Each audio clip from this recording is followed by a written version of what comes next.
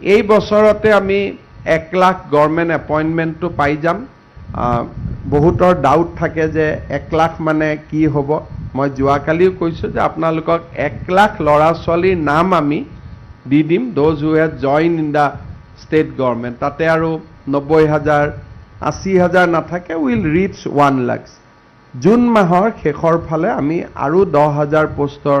advertise দিম আৰু এই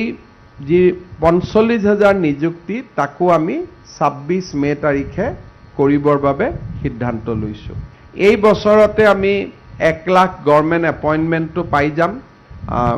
বহুতৰ ডাউট থাকে যে 1 লাখ মানে কি হ'ব মই যোৱাকালিও কৈছোঁ যে আপোনালোকক 1 লাখ ল'ৰা ছোৱালীৰ নাম আমি দি দিম those who have joined in the state government তাতে আৰু 90,000 80,000 নাথাকে will reach 1 lakh জুন মাহৰ শেষৰ ফালে আমি আৰু 10,000 পোষ্টৰ